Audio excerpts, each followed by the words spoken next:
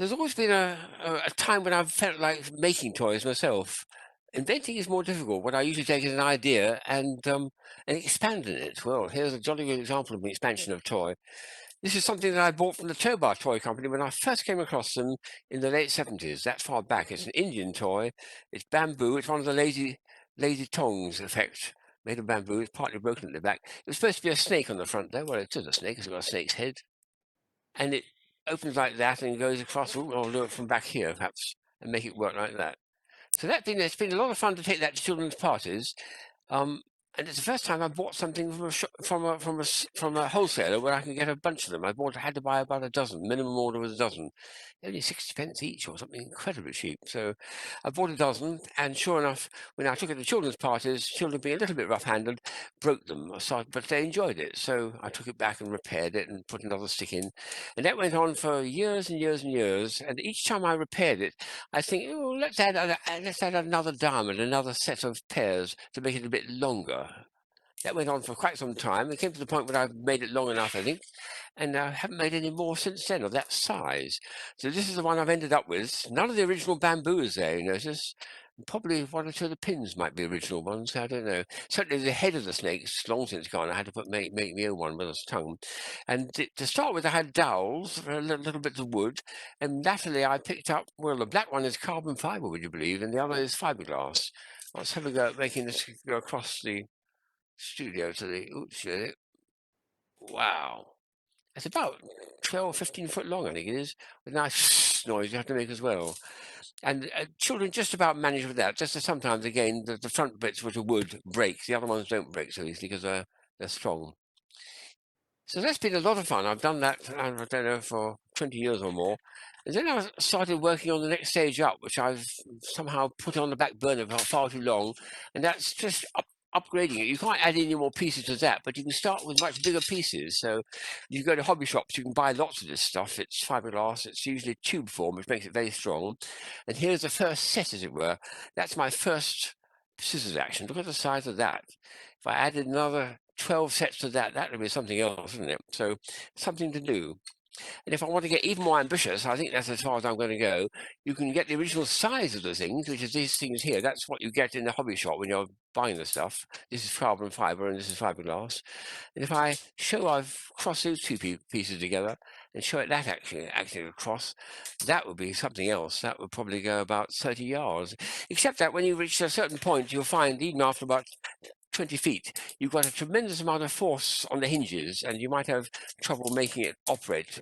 You've certainly got to start with very thick pieces near your hands, and then very thin pieces, as I've done with this one. In fact, if you look at the doweling, those are very light, especially those ones. They're very light, and this is quite sturdy stuff at the back here, there, because that's the cantilever effect. That's where all the holding force has to keep it up there.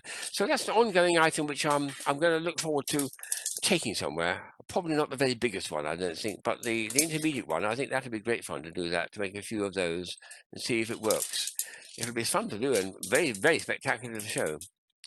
There's something else which I picked up from a magician, which I found irresistible. But when I asked for some more, though, they weren't making them. You had to go make your own. So, oh well, there we are. So this is well, a couple of what we call them biros, but ballpoint pens here. And I've got a picture here, which I've shown in a previous one, in a previous video. But imagine this is a very, very precious drawing that someone's done, and you're looking at it, and you want to say, well, it's quite nice, but I've got a feeling that it would be improved a little bit there if the line went that way. Can I just demonstrate? You know, you start a line here, and you're going to do a line that way, like that. And of course, you get horrified expression because the chap thinks you ruined his picture, but you haven't. Oh, what's happening there? Well, I'll do it on my shirt if you like. Here's a different colour one. Looks like a ballpoint pen. Hold my shirt out. I've had that on people's shirts when they don't mind me invading their body space, etc. There we are. Oh, I've ruined my shirt. No, I haven't. So the answer, of course, is that inside it, you have to clean the ballpoint very, very carefully with all the ink. There's a little bead at the end to stop it going too far in, and that's a bit of elastic. Beautiful. And this one's a black. I've got packets here with blue in it and green in it, so you can make all sorts of different sizes and colours of them. But something that's very, very clever, not been made available. I did actually go once to the people who bought in these big barrows, the chap who's importing them, the big ones, and asked if I could have empty ones, so it saved me having to clean them up. But I showed him what I want to use it for, and he was a bit iffy, which I can understand now, because you might get kids taking it and misbehaving with the real ballpoint pen and then ruining clothes and things. So he didn't want to follow that route. And I respected that. I think it was probably a wise decision. But it's something you have to make up yourself, unless it's any magicians decided to go into the production. But it's just a clever, clever idea. That I like. Things are a little bit unusual. And I've got one here which I must.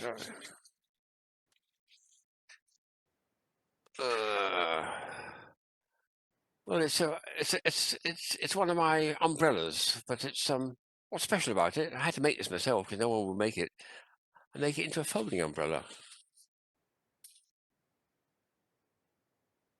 Of course, everyone should have an unfolding umbrella. You can make one yourself. Just remove the spokes.